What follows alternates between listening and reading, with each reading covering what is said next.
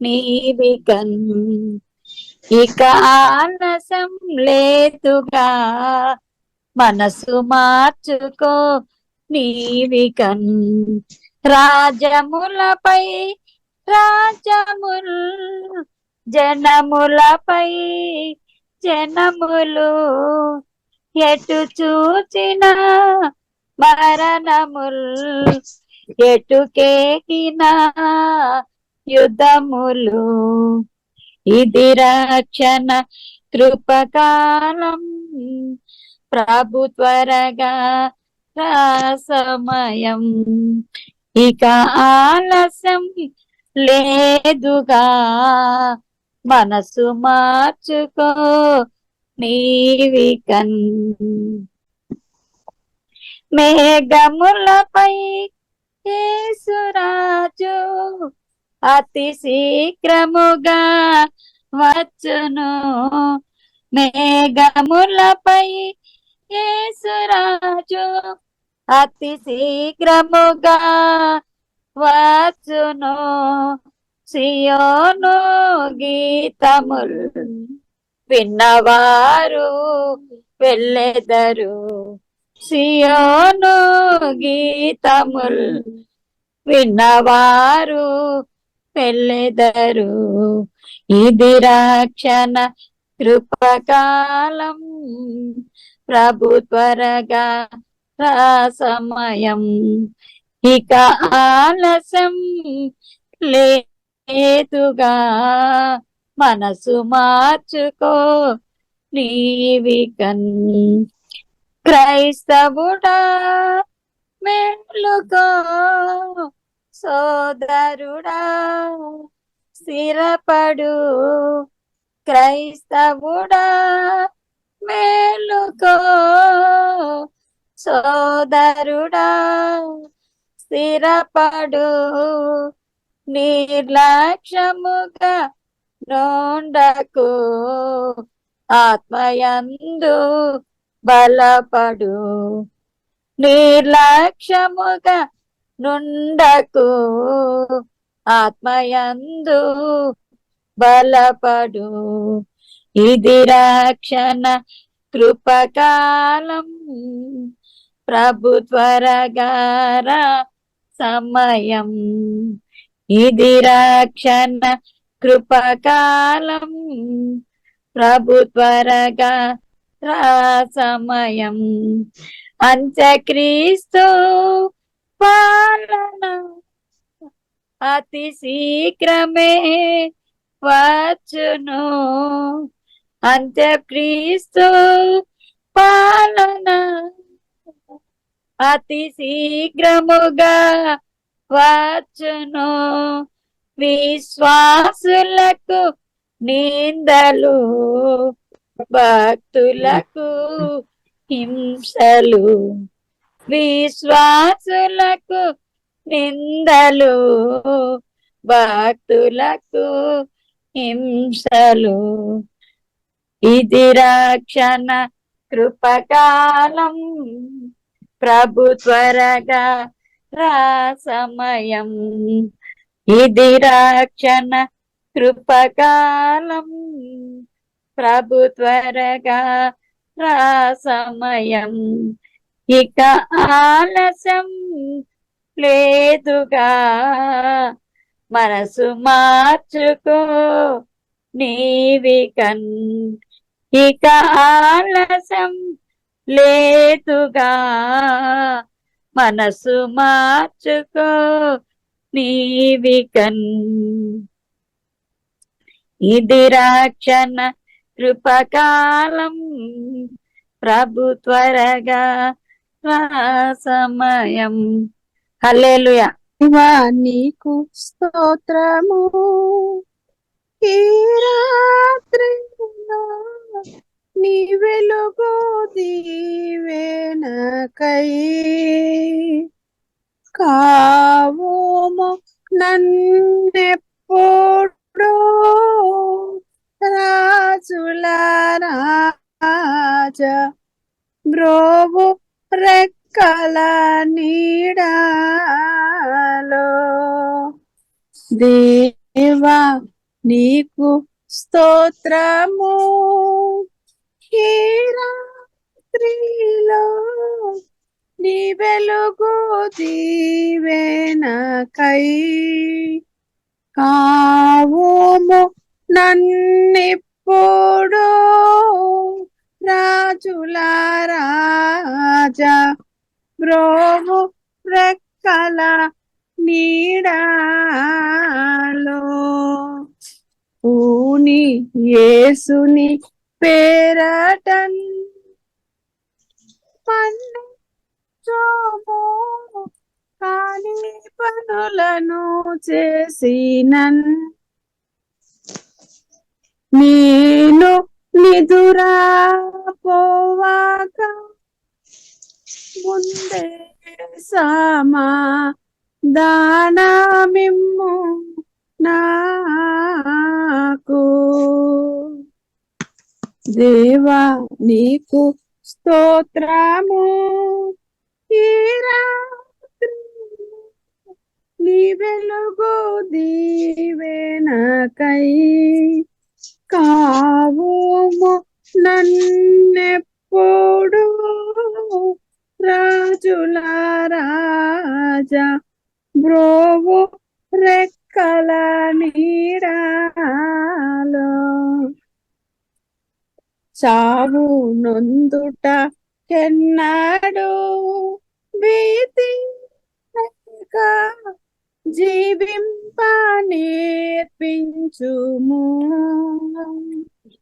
జీవ పునరుద్ధానములో మహిమాతో లేవ మడియా నడుపుము. దేవా నీకు స్తోత్రము. ఈ రాత్రిలో నీ వెలుగు దీవెనకై కావుము నన్నెప్పుడు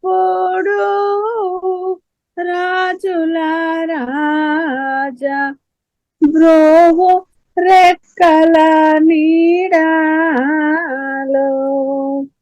నేను చీకటి నిద్రను రోయచూతుదా లేని దినంబునందు మాన కుండగా దూతలం గుడిసేయ గాన మెప్పుడు పల్గొనా. నీ దేవా నీకు స్తోత్రము. ఈ రాత్రిలో నీ వెలుగు దీవెనకై కావుము నన్నెప్పుడు రాజుల నిజమైన ద్రాక్షవల్లి నీవే, నిత్యమైన సంతోషము నీలోనే, శాశ్వతమైనది ఎంతో మధురమైనది నా పైన నీకున్న ప్రేమ, ఎనలేని నీ ప్రేమ, ఎనలేని నీ ప్రేమ. అతి కాంక్షణీయుడా దివ్యమైన నీ రూపులో జీవించుచున్నాను, నీ ప్రేమకు నే పత్రికగా. అతి కాంక్షణీయుడా దివ్యమైన నీ రూపులో జీవించుచున్నాను, నీ ప్రేమకు నే పత్రికగా. శిథిలమై ఉండగా నన్ను నీదు రక్తముతో కడిగి నీ పోలికగా మార్చినావే నా యేసయ్యా. శిథిలమై ఉండగా నన్ను నీదు రక్తముతో కడిగి నీ పోలికగా మార్చినావే నా యేసయ్యా. నిజమైన ద్రాక్షవల్లి నీవే, నిత్యమైన సంతోషము నీలోనే, శాశ్వతమైనది ఎంతో మధురమైనది నా పైన నీకున్న ప్రేమ, ఎనలేని నీ ప్రేమ, ఆ ఎనలేని నీ ప్రేమ. నా ప్రాణ ప్రియుడా శ్రేష్టమైన ఫలములతో అర్పించుచున్నాను సర్వము నీకే అర్పణగా. నా ప్రాణ ప్రియుడా శ్రేష్టమైన ఫలములతో అర్పించుచున్నాను సర్వము నీకే అర్పణగా. వాడిపోనివ్వక నాకు ఆశ్రయమైతివి నీవు, జీవపు ఊటవై బలపరచితివి నా యేసయ్యా. వాడిపోనివ్వక నాకు ఆశ్రయమైతివి నీవు, జీవపు ఊటవై బలపరచితివి నా యేసయ్యా. నిజమైన ద్రాక్షవల్లి నీవే, నిత్యమైన సంతోషము నీలోనే, శాశ్వతమైనది ఎంతో మధురమైనది నా పైన నీకున్న ప్రేమ, ఎనలేని నీ ప్రేమ, ఆ ఎనలేని నీ ప్రేమ. షాలేము రాజా రమ్యమైన సీయోనుకే నన్ను నడిపించుము నీ చిత్తమైన మార్గములో. షాలేము రాజా రమ్యమైన సీయోనుకే నన్ను నడిపించుము నీ చిత్తమైన మార్గములో. అలసిపోనివ్వక నన్ను నీదు ఆత్మతో నింపి, ఆదరణకర్తవై నన్ను చేర్చుము నీ రాజ్యములో. అలసిపోనివ్వక నన్ను నీదు ఆత్మతో నింపి, ఆదరణకర్తవై నన్ను చేర్చుము నీ రాజ్యములో. నిజమైన ద్రాక్షవల్లి నీవే, నిత్యమైన సంతోషము నీలోనే, నిజమైన ద్రాక్షవల్లి నీవే, నిత్యమైన సంతోషం నీలోనే, శాశ్వతమైనది ఎంతో మధురమైనది నా పైన నీకున్న ప్రేమ, ఎనలేని నీ ప్రేమ, ఆ ఎనలేని నీ ప్రేమ. వాక్యం ధ్యానించుకుంటూ, దేవుడి చేత ఏర్పరచబడిన వారు జీవితంలో దేవుడు చేసిన అద్భుత కార్యాలు. సో ఇక్కడ యెషయా గ్రంథము 14 అధ్యాయము 1 నుండి 4 వరకు చదివి మనం చదువుతాను. ఏలైనగా యెహోవా యాకోబునందు జాలిపడెను, ఇంకను ఇశ్రాయేలును ఏర్పరచుకొనెను. వారిని స్వదేశములో నివసింపచేసెను, పరదేశులను వారిని కలిసి కొందరు. వారు యాకోబును కుటుంబమును హత్తుకొని ఉందరు. జనములు వారిని తీసుకొని వచ్చి వారి స్వదేశములను వారిని ప్రవేశపెడతారు. తర్వాత ఇశ్రాయేలు వంశస్థులు యెహోవా దేశంలో వారిని దాసులుగాను పనికెత్తులుగాను స్వాధీనపరుచుకుంటారు. వారు తమ్మును చెరలో పెట్టిన వారిని చెరలో పెట్టి తమ్మును బాధించిన వారిని ఏలుదరు. నీ బాధను నీ ప్రయాసమును నీ చేత చేయించబడిన కఠిన దాస్యమును పుట్టివేసి యెహోవా నిన్ను విశ్రమింపచేయు దినమును నీవు బాబులోని రాజుని గురించి అపగసిపు గీతమును ఎత్తి ఎలాగ పాడగలవు. బాధించిన వారు ఎలాగ నశించిపోయేది, రెగిల్చుచుండిన పట్టణమును ఎలాగ నాశనమాయను అని పాడగలుగుతా.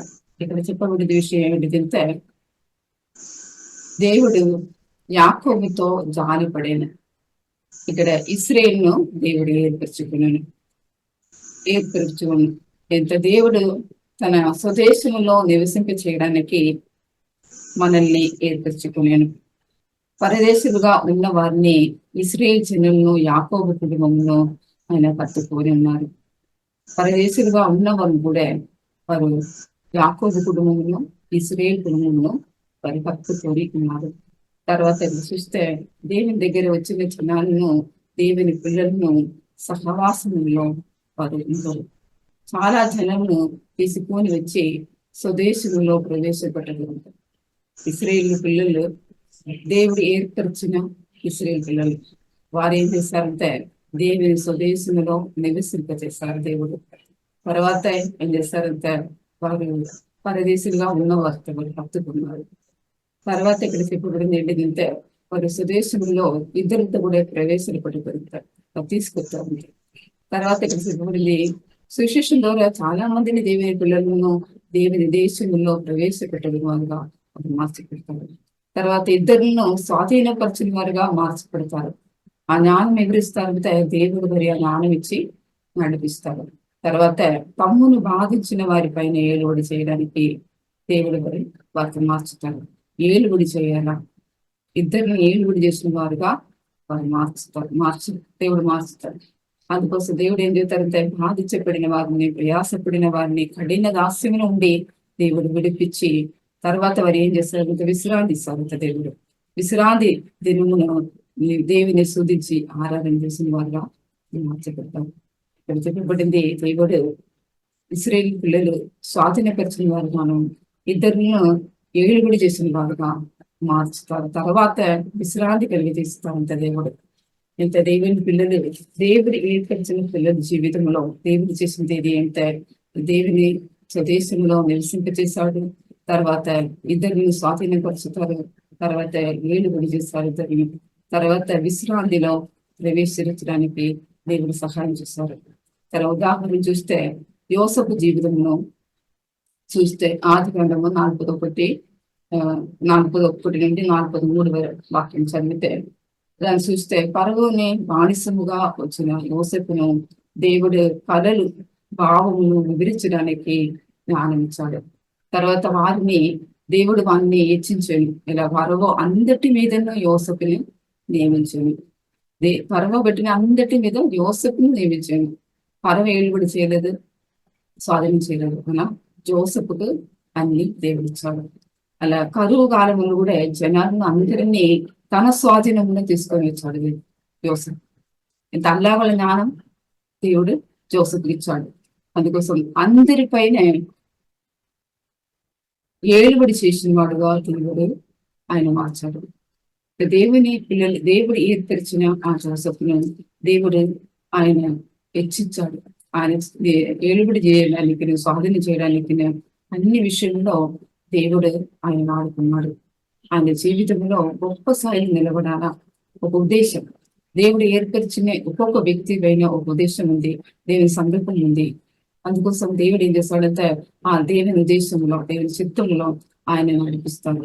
దేవుడు మన జీవితంలో మార్చగలిగిన దేవుడుగా ఉన్నాడు.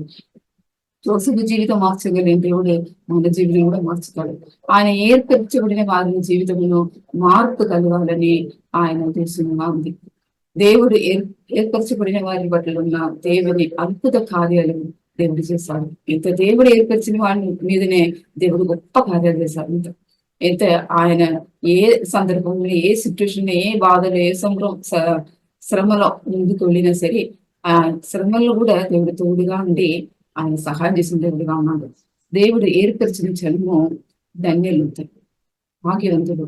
ఇంత దేవుడు ఏర్పరిచింది, ఇంత దేవుడు పిలిచి దేవుడు నిలబెట్టిన వారు భాగ్యవంతుడు. దేవుడు ఏర్పరిచింది ఎందుకు అని మనం చూస్తే, దేవుని కోసం మనం నిలబడాలా. తర్వాత దేవుని చిత్తం నెరవేర్చడానికి మనం నిలబడాలా. దేవుడు వాడగలిగిన ఒక పాత్రగా మార్చబడడానికి దేవుడు మనల్ని ఏర్పరచుకుని, తర్వాత ఇక్కడ చూస్తే దేవుడు మనల్ని ఏర్పరచుకుని ఏంటంటే ఆయన మహిమ మన ద్వారా చూపాలి, ఇద్దరిని చూడాలా. దేవుని మహిమ మన ద్వారా ఇద్దరిని చూడాలని దేవుడు మనల్ని ఏర్పరచుకుని. అందుకోసం దేవుడు యోసేపు జీవితంలో అన్నతమ్ములను అందరిలో నుండి ఆయన తిరస్కరించబడ్డాడు. ఆయన జీవితంలో ఫరో బానిసముగా బ్రతికాడు. అలాగా జైలులో బంధించబడి ఆయన అలా కూడా సిచ్యువేషన్ కూడా ఆయన లేనప్పుడు దేవుడు ఆ దేవుని సంకల్పమును ఉద్దేశమును ఆపకుండా, దేవుడు ఒక సంకల్పం ఉద్దేశం ఆయన పట్ల ఉంది, అది ఆపడానికి చాలా శాతం ప్రయత్నం చేశాడు. అన్నదమ్ములు అలాగా ఫరో ఇంటి దగ్గర కార్య సంఘటన చూస్తే అన్న కూడా సాతాను ట్రై చేశాడు, ఆయన పాపంలో పడవేయడానికి ట్రై చేశాడు. అలాగే తర్వాత జైల్లో బానిసంగా బంధింపబడి ఉన్నప్పుడు, జైల్లో బంధింపబడినప్పుడు కూడా ఆయన ఏం చేశారంటే ఆయన దేవునితో ప్రార్థన చేసిన వాళ్ళు. ఇంత అక్కడ కూడా దేవుడు ఆయన మాడుతున్నాడు. ఏదో జైల్లో ఉన్న మరి ఆయన కళలు ఆ భావన వివరించడానికి ఆయన వాడుతున్నాడు. అలాగే జోసెఫ్ అన్నిటిలో దేవుడు తోడుగా ఉన్నాడు. జోసెఫ్ జీవితం చూస్తే దేవుడు అన్నిటిలో తోడుగా ఉండి నడిపిస్తాడు. దేవుడు ఏర్పరచబడిన ఒక వ్యక్తి దేవుడు తోడుగా ఉండి రోజు నడిపిస్తాడు. ఒక వ్యక్తి జోసెఫ్ ఆయనకి ఇచ్చిన వాగ్దానం కూడా, దేవుడిచ్చిన వాగ్దానం కూడా నెరవేర్చడానికి, ఆయన జీవితంలో నెరవేర్చబడాలని అదురుపడిన వాడుగా ఉన్నాడు దేవుడు. అందుకోసం మన జీవితంలో దేవుడు ఏర్పరచబడిన ఒక వ్యక్తిగా మనం ఉండితే ఖచ్చితంగా దేవుడు ఇచ్చిన వాగ్దానం లేదు మన జీవితంలో నెరవేర్చబడాలని ఆయన రోజు ప్రయత్నిస్తారు. ఆయన రోజు మన కోసం ఆధారపడిన వాడుగా ఉన్నాడు. అందుకోసం మనం ఏం చేయాలి? ఆ జోసెఫ్ లాగా మనల్ని సమర్పించాలి. దేవా మీ చిత్తానుసారం నడిపించండి, మీ వాక్యానుసారం నడిపించండి, నేను మనం సమర్పించిన వారుగా ఉంటాను. తర్వాత ఏర్పరచబడిన వారి జీవితంలో ఆ జోసెఫ్ జీవితంలో గొప్ప కార్యాలు జరిగింది. అది గొప్ప స్థాయిలో దేవుడు నిలబెట్టాడు. దేవుడు ఏర్పరచబడిన ఒక వ్యక్తుల మీదే దేవుని ఉద్దేశంలో, దర్శనము, నిరీక్షణను, మహిమను ఉన్నది. ఎందుకోసం మనల్ని దేవుడు ఏర్పరచుకున్నాడు అని చూస్తే, పేతురు రాసిన పత్రిక మొదటి పత్రిక 2వ అధ్యాయము 9-10 వాక్యం చెప్పబడుతూ, అయితే మీరు చీకటిలో నుండి ఆశ్చర్యకరమైన తన వెలుగులోనికి మిమ్మల్ని పిలిచిన వాని గుణాదిశ్యములను రుజురుము చేయ నిమిత్తము ఏర్పరచబడిన వంశమును, రాజులైన యాజక సమూహమును, పరిశుద్ధ జనమును, దేవుని సొత్తైన ప్రజలనై ఉన్నారు. అది చెప్పబడింది. మనం ఎక్కడి నుండి వచ్చాము అని చెప్పబడితే ఇక్కడ, అయితే మీరు చీకటిలో నుండి ఆశ్చర్యకరమైన తన వెలుగులోనికి మిమ్మల్ని పిలిచేయను. చూడండి, మనల్ని దేవుడు ఎందుకు పిలిచారు, ఎందుకోసం ఏర్పరచుకున్నాడు అక్కడ చెప్పబడుతుంది. ఎందుకోసం మనం ఏర్పరచుకున్నాడంటే ఆయన గుణాదిశ్యమును రుజువులను చేయడానికి ఆయన మనల్ని ఏర్పరచుకున్నాడు. తర్వాత ఆయన ఏర్పరచబడిన వంశం మనము ఆయన వంశముగా ఉన్నాము. తర్వాత రాజులని యాజక సమూహమును, పరిశుద్ధ జనముగా మనల్ని ఎన్నుకున్నాడు. దేవుని సొత్తైన ప్రజలుగా, అది దేవుని సొత్తు మనం అలాగున్న ప్రజలుగా మనల్ని ఏర్పరచుకున్నాడు. ఆయన దేవుడు మనల్ని ఎందుకు ఏర్పరచుకున్నాడని ఈ వాక్యం చూస్తే, మన దేవుని గుణాదిశ్యములు ప్రజలు చేయాలంట. మన జీవితంలో ఆయన చేసిన కార్యాలు మనం చూస్తే, ఆయన మన జీవితంలో చేసిన కార్యాలు ఇతరుల పరిచయంలో, ఇద్దరితో మనం చెప్పిన వారుగా మనం ముందుకు సాగిన వారు ఉండాలంటే చెప్పబడింది. ఆయన గుణాతిశయమును రుజురం చేయడానికి చీకటిలో నుండి వెలుగులోనికి మనల్ని దేవుడు పిలిచాడు. తర్వాత దేవుడు మన జీవితంలో చేసిన కార్యాలు రుజువం చేసిన వారుగా మనం ఉండాలా. దేవునిలో మనము ఎలాగ ఎదుగుతాము, కృపలో ఉనికి దేవుడు ఎలాగ నడిపిస్తాడో, దేవుని విశ్వాసంలో ఎలాగ మనం ఎదగగలుగుతాము, దేవుని మహిమ చూసిన వారుగా మనం ఎలాగ బ్రతకగలుగుతాము అని మనము ఇద్దరికి రుజువులను చేసిన వారుగా ఉండాలి. మన జీవితంలో ఇద్దరిలో మన జీవిత సాక్షి జీవితంలో దేవుడు ఏ కార్యాలు ఏమేది చేశారో అది ఇద్దరిలో మనం పంచిన వారుగా ఉండాలా. దేవుడు మన ద్వారానే ఆయన అన్ని కార్యాలు చేశారు. ఎంత మనం ఆయన మహిమార్తలాగా మన బ్రతకాల చెప్పి మనల్ని ఏర్పరచుకున్నాడు. దేవుని వంశమును యాజక సమూహంగా ఉన్నాము, మనం పరిశుద్ధ జనమును దేవుని సొత్తైన ప్రజలుగా ఉండాలని దేవుడు మనల్ని ఏర్పరచుకున్నాడు. దేవునితో పాటు మనం జీవించాలా, ఆయనతో పాటు సహవాసంలో ఉండాలా, రోజు ఆయనతో పాటు బ్రతకాల. ఆయన మనం నేర్చుకున్నాడు. ఆయనతో పాటు మనం బ్రతకాల, ఆయనతో పాటు జీవించాలా, ఆయన సహవాసంలో మనం ఉండాలా. రేపే ఆయన ఏర్పరచుకున్నాడు. దేవుని నుండి మనము కనికరము పొందిన వారు ఉన్నాము. దేవుని కనికరము మనం పొందిన వారుగా ఉన్నాము. దేవుని ప్రజలుగాను మనల్ని దేవుడు మార్చున్నాడు. దేవుని పిల్లలమైన మనము ఇప్పుడు దేవుని వారసులమైతమే, దేవుని ఆశీర్వాదములకు మనము వారసులమై ఉన్నాము. మన జీవితంలో ఎన్నెన్నో ఎన్నెన్నో గొప్ప కార్యాలు మన కోసం దేవుడు చేశాడు. మనం ఏర్పరిచేది నిసార కార్యాల కోసం కాదు, దేవుడు గొప్ప గొప్ప కార్యాలు మన కోసం చేసింది. రోమిలికి రాసిన పత్రిక 8:33-34 ఒక మాట చెప్పబడుతూ, దేవుడు ఏర్పరిచిన వారిని నేరము మోపిన వారు చాలా మంది ఉన్నారు. దేవుడు ఏర్పరిచిన వారిని పిలిచిన వారిని చాలా మంది ఉన్నారు. దేవుడు ఏర్పరిచిన వారిని ఒక డిఫరెన్స్ ఉంది, ఒక డిఫరెన్స్ ఉంది. కాబట్టి దేవుడు వారి తోడుగా ఉండి ఆయన నడిపిస్తాడు. యోసేపును దేవుడు ఏర్పరచుకున్నాడు. అందుకోసం ఆయన వాగ్దానం ఇచ్చి నడిపించాడు. కథల ద్వారా వాగ్దానం నెరవేర్చాడు. గొప్ప స్థాయికి నేను నిలబడతానని చెప్పి వాగ్దానం ఇచ్చింది. ఆ వాగ్దానం ఆయన యోసేపు జీవితంలో నెరవేర్చాడు. అలాగా దేవుని చేత ఏర్పరచబడిన వారిని నేరం మోపువాడేవాడు. ఇక్కడ చెప్పబడుతూ రోమిలికి రాసిన పత్రిక 8:33-34 చెప్పబడుతూ, మన జీవితంలో నేరము మోపువాడేవాడు. నీతి మంతులుగా తీర్చు దేవుడే, శిక్ష విధించువాడు ఇవ్వడు. చూడండి, మృతుల్లో నుండి లేచిన వాడును, దేవుని కుడిపార్శ్వం ఉన్న వాడును, మన కొరకు విజ్ఞాపనం కూడా చేయువాడునే ఉన్నాడు. మన జీవితంలో చాలా మంది మనల్ని ఏర్పరిచింది దేవుడు అని చెప్పి మనకు జ్ఞానం లేదంటే ఇద్దరు ఏం చెప్పినామో మనం రిసీవ్ చేస్తాం. అయితే ఏదో తప్పు ఏదో మోపినాను కూడా అది రిసీవ్ చేస్తాం. ఆ మాట అది నేనే చెప్పి రిసీవ్ చేస్తాం. అందరూ లేకుండా ఇది మనకి మాట దేవుడు చెప్పిన మాట మనం జ్ఞాపకం చేయాలా. దేవుని చేత మనం ఏర్పరిచే అందుకోసం మన నీతి మంతులు కాబట్టి మనల్ని ఎవరు విధించలేదు, నేరము మోపలేదు. నేరం మోపింది సాతాను మాత్రమే. ఇది మనం తెలుసుకోవాలి. అందుకోసమే మనం ముందుకు సాగడానికి వీలు లేకుండా సాతానికి చాలా కార్యాలు చేశారు. దేవుని చేత ఏర్పరచబడిన వారిలో ఎవరు నేరము మోపలేదు. ఎందుకంటే శిక్షావిధి లేదు మనకు. మన జీవితంలో శిక్షావిధి దేవుడు పెట్టలేదు. దేవుడు ఆయనను తన రక్తము ద్వారా కడిగి పవిత్రులుగా చేశాడు.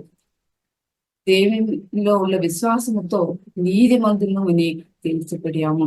యేసుక్రీస్తు ద్వారా దేవునితో మనకు సమాధానము కలిగి ఉన్నాము అనే అవగాహన మనకి కలిగి ఉండాలి. అప్పుడే మనం చేర్చగలుగుతాము. అయితే చాలా మంది ఎవరాదు మనల్ని తప్పుగా చెప్పడం, ఆ మాట ద్వారా మనకు ఒక అపరాధ భావం రావడం, దేవుని నుండి దూరం పోవడం, అన్ని పనులు సాతాను పనులు.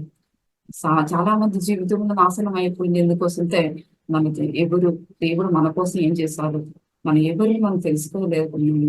అందుకోసమే చాలా మంది ఎదురు చెప్పిన మాటలను రిసీవ్ చేసుకుని తప్పులు పడిపోతారు. ఎంత దేవుని నుండి వెనుకపోతారు. దేవుని ఆజ్ఞ ఎదుగకుండా అపరాధ భావం మరి దేవుని వచ్చితే ఖచ్చితంగా దేవుని దూరం పోయింది కార్యాల వారి జీవితం జరుగుతుంది. అలా వాళ్ళ పనులు సాతాను చేయిస్తారు. అందుకోసం మనం జాగ్రత్తగా ఉండాలా. సాతాను కుడిక్తులు పడిపోకుండా మనం మనల్ని జాగ్రత్తగా చూసుకోవాలి. దేవుడు మన కోసం ఏమి సిలువలు చేశాడు అని మనం తెలిసి ఉండాలి. సిలువలో మన కోసం పాపమును, శాపమును, రోగమును, దారిద్ర్యమును, వెలుగును అన్ని మన కోసం భరించాడు. దేవుడు సిలువలో అన్ని మన కోసం అన్ని సంపూర్తి చేశాడు. మనకి ఏం చేయొద్దు. మన కోసం అన్ని సిలువలో యేసు ప్రభు అన్ని చేశాడు. మన కోసం రోజు తండ్రితో యేసుక్రీస్తు ప్రభు విజ్ఞాపన చేసిన వాడు కాదు. మన జీవితంలో ఏది అవసరమో అది ఇచ్చి మనం ఆశీర్వదించాలని రోజు రోజు మన కోసం విజ్ఞాపన చేయడానికి ఒకరు ఉన్నారు. అది యేసుక్రీస్తు ప్రభువే. మనం జ్ఞాపకం చేసుకోవాలి. మన జీవితంలో ముందుకు సాగినప్పుడు మన కోసం విజ్ఞాపన చేయడానికి ఒక వ్యక్తి ఉన్నారు. మన జీవితంలో జ్ఞాపకం చేసుకోవాలా.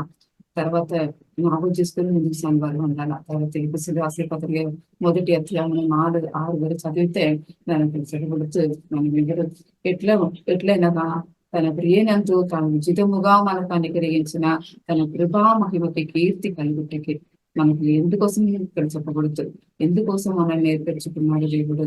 మన జీవితంలో ఎందుకోసం తోడుగా ఉండి నడిపిస్తాడు. ఇక్కడ చెప్పబడుతూ తన చిత్త ప్రకారమైన దయా సంకల్పము చెప్పున యేసుక్రీస్తు ద్వారా తన కుమారులుగా స్వీకరించుటకు మనల్ని ముందుగా తన కోసం నిర్ణయించుకొని చెల్లింపు కోసంతో మనం తన ఎదుట పరిశుద్ధుడుగానో నిర్దోషులుగానో ఉండవలనని క్రీస్తులో మనల్ని ఏర్పరచుకుని చెప్పబడింది. ఏంటంటే మనని క్రీస్తులో ఆయన ఏర్పరచుకున్నాడు.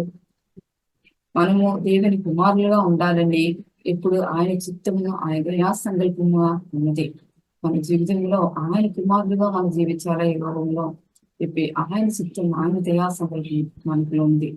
దేవుని మహిమకి మన ద్వారానే కీర్తి కలగాలని చెప్పి ఆయన ఉద్దేశం. అందుకోసం ఆయన మహిమ మన ద్వారా చూపాలా అని ఉద్దేశంగా ఉంది. దేవుని ఎదుట మనము పరిశుద్ధులుగాను నిర్దోషులుగా ఉండాలని దేవుడు జగత్తు పునాది వేయబడక ముందే తన ప్రేమ చేత క్రీస్తులో మనల్ని ఏర్పరచుకున్నాం. చూడండి, జగత్తు పునాది వేయబడక ముందే తన ప్రేమ చేత క్రీస్తులో మనల్ని ఏర్పరచుకునేను. ఎందుకోసంటే మన దేవుని ముందు పరిశుద్ధులుగాను నిర్దోషులుగాను ఉండాలి. అందుకోసం ఆయన మనల్ని ఏర్పరచుకున్నాడు. తర్వాత 12వ వాక్యంలో చూస్తే దేవుని స్వాస్థ్యంగా మనల్ని మార్చాడు. ఇంత గొప్ప కార్యాలు మన జీవితం చేశాడు. చూస్తే ఆయన స్వాస్థ్యంగా మనం ఉన్నామంత. దేవుడు మనల్ని ఎందుకు ఏర్పరచుకున్నాడు అని తెలిసి ఉండితే దేవుని మహిమార్థముగా మనల్ని బ్రతికగలుగుతాము. మన బ్రతికి ఎలా ఉండాలంత ఆయన మహిమార్థముగా మన బ్రతికుతాము. తర్వాత ఇశ్రాయేలును ఐగుప్తు నుండి దేవుడు విడిపించి అరణ్యంలో నడిపించినప్పుడు చాలా మంది చనిపోయారు. చాలా మంది ఈ బుద్ధి ద్వారా చనిపోయారు. ఆ దేవుడు అందరినీ పిలిచాడు, అందరినీ ఏర్పరిచాడు. ఇశ్రాయేలులో జనాలు అందరూ దేవుడే పిలిచాడు, దేవుడే ఏర్పరిచాడు. మన అందరినూ కనాన్ దేశంలో ప్రవేశించలేదు. ఎందుకంటే వారు విధేయతదారులను తిరుగుబాటు స్వభావితారులను ప్రవేశించలేదు. మన జీవితంలో అలా ఉండకుండా అలాగా మనం ఉండకుండా విధేయతను తిరుగుబాటు ఏమీ మన జీవితంలో రాకుండా మన జాగ్రత్త ఉండాలి. దేవుడు ఏర్పరిచిన వాడు దేవుని గురించి తెలిసి ఉండగా ఆయన మన బట్లోని చిత్తం ఉద్దేశాలు ఆయన సంకల్పమును తెలిసి ఆయన అప్పగించిన దాన్ని పట్టుకొని మనం ముందుకు సాయంగా ఉండాలి. మన జీవితంలో దేవుని చిత్తం ఏంటి, దేవుని ఉద్దేశం ఏంటిది, మన జీవితం పట్ల మన పట్ల అదేమని తెలుసుకోవాలి. దేవుడు ఏర్పరిచిన ఒక వ్యక్తి దేవుని గురించి తెలుసుకోవాలి. దేవుని గురించి తెలిస్తేనే ఆయన గురి ఎద్దుకు పరిగెత్తినట్టు మన పరిగెత్తమే ఉంది. ఎంత ఫిలిప్పీ రాసిన పత్రిక చెప్పబడితే 3:12 నుండి 14 వరకు చదివితే పౌలు చెప్పిన మాట, దేవుడు ఏర్పరిచిన పౌలు చెప్పిన మాట ఒక మాట ఇక్కడ చెప్పబడితే ఫిలిప్పీ రాసిన పత్రిక 3:12 నుండి 14 వరకు చెప్పబడేది. ఇదివరకే నేను గెలిచి తిని అని నేను ఇదివరకే సంపూర్ణ సిద్ధి పొందిన వాణి నేను అనుకోనిటలేదు. చూడండి, ఆయన గెలిచింది నేను చెప్పి ఆయన సంపూర్ణ స్థితి పొందుతున్నాను నేను చెప్పి ఆయన ఆలోచనే చేయగలుగుతాం. తర్వాత ఇక్కడ చెప్పబడింది, దేవుని నిమిత్తం క్రీస్తు చేత పట్టబడిన దానిని పట్టుకోవాలని నేను పరిగెత్తుచున్నాను. చూడండి, క్రీస్తు చేత ఆయన పట్టబడియారు. ఆయన ఎందుకోసం చెప్పి ఆయన తెలుసుకున్నాను. తెలుసుకొని అది పట్టుకోవడానికి నేను పరిగెత్తుతారంట. తర్వాత కింద రాసింది, సహోదరులారా నేను ఇదివరకే పట్టుకొని ఉన్నానని తలచుకున్నాను. చాలా మంది ఒక 2 పాట పాడి దేవుని సురిచి తర్వాత మెసేజ్ చెప్పిన తర్వాత అన్ని అయిపోతుంది చెప్పి అనుకున్నారు. అది కాదు. దేవుడి ఇక్కడ పౌలుస్ వెళ్ళిపోతారు. పౌలుస్ జీవితంలో పౌరు జీవితంలో గొప్ప గొప్ప కార్యాలు చేసిన ఒక వ్యక్తి దేవుని కోసం. ఆశ్చర్య కార్యాలు, అద్భుత కార్యాలు ఆయన ద్వారా జరిగింది. ఆయన గొప్ప దేవదాసుడిగా దేవుని ముందు ఉన్నాడు. అన్నా నా వ్యక్తి చెప్పిన మాట ఏంటంటే, సహోదరులారా నేను ఇది వరకే పట్టుకొని ఉన్నామని తలచుకోలేదు, అయితే ఒక్కటి చేయించున్నాను, వెనుకొన్నది మరిచి ముందున్న వాటి కొరకే వెగిరి పడతాను. చూడండి, వెనుకున్న మరిచి ముందుకు వెగిరి పడతారు. ఇంకా ఇంత దేవుడు ఏర్పరిచిన వ్యక్తి ఆయన జీవితంలో ముందుకు చూసి ఆయన వెగిరి పడినవాడుగా అన్నాడు. తర్వాత ఒక మాట కూడా చెప్పి మనం ఆపుతాను. క్రీస్తునందు దేవుని ఉన్నత పిలుపు కలుగు బహుమానమును పొందవరని గుడి వద్దకే పరిగెత్తుచున్నాను. ఆయన ఒక బహుమానం కోసం ఆయన గుడి వద్దకు పరిగెత్తుతారు. అలాగే మన జీవితంలో ఒక బహుమానం కోసం దేవుని విలువమైన మనని ఆయన బహుమానం కోసం, ఆయన ఆశీర్వాదం కోసం, ఆయన దీవెన కోసం మనం పరిగెత్తుకుంటాం. మన జీవితంలో ఎందుకోసం మనల్ని ఏర్పరచుకున్నాడు, ఎందుకోసం ఆయన పిలిచాడు, ఆయన పిలుపు ఏంటిది మనం తెలిసి ముందు సంభాగా ఉన్నాను, ఎందుకోసం మనం ఏం చేయడానికి దేవుని రాజుని మనం నిలబెట్టారు, అది మనం తెలుసుకొని అది చేసిన వారుగా మనం నిలిపిస్తుగా ఈ వాక్యం ద్వారా దేవుడు మిమ్మల్ని ఆశ్రయించిన మాట ప్రారంభిస్తుంది. దేవ స్తోత్రం, పరిశుద్ధుడా జీవం కలిగిన దేవ స్తోత్రమయ్య ఏసీ ఈ వాక్యం ద్వారా ఏసీ అందరితో ఆశ్రయించింది. ఈ వాక్యం విన్న వారి జీవితంలో 30-60 నిందలుగాను 60-100 పరిచినట్టు సహాయం చేయగా మీ పిలుపుని ఏసీఆ మీరు ఏర్పరిచిన ఏసీఆ ఉదర్శాలను ఏసీఆ చిత్త కోసం ఏసీఆ అందరిని పరిగెత్తిన వారుగా ఏసీఆ అందరినీ ప్రార్థిస్తామయ్యా. ఏసీఆ అన్ని విషయంలో ఏసీఆ హల్లెలూయా మనుషులు మాటలు విని ఆగిపోకుండా ఏసీఆ ముందు సైడ్ వారుగా ఏసీఆ అందరితో నిలబడుతుంది తప్ప పరిశుద్ధుడా సహాయం చేయండి. సాతాను లేపరిచి ఆలోచించబడే ఏసీ సంపూర్ణంగా లేపరచండి. ఏసీఆ జీవితాల పట్ల కార్యాలు జరిపి ప్రార్థిస్తున్నాయి. ఏసీఆ విన్న వాక్యం ద్వారా ఏసీ బలపరచండి. ఏసీఆ వాక్యం ద్వారా ఏసీ పరిచయం ఒక దృశ్యంలాగా మిమ్మల్ని నిలబట్టింది కదా. రోజు రోజు మీ వాక్యం వింటున్నాము. ఏసీఆ వాక్యం ద్వారా మిమ్మల్ని బలపరచండి. వాక్యం ద్వారా ఏసీఆ విశ్వాసం లేదని వారుగా, ఏసీ ఆత్మ లేదని వారుగా ఏసీఆ మమ్మల్ని నిలబట్టండి. మీ మహిమ అద్దెలకు ఏసీఆ వాళ్ళని చూపిన వారుగా మమ్మల్ని నిలబట్టింది కదా. మీ మహిమ మార్తాలాగా హృదయనట్టు మమ్మల్ని సహాయం చేయండి కదా. రోజు రోజు ఏసీఆ మీ శరీరం మిమ్మల్ని సమర్పిస్తామయ్యా. మా ప్రార్థన మీరు చేస్తే దేవాపించిన దేవుడు కాబట్టి వందనాలు అన్ని మధ్యమే వినిపిస్తాను. ఏసు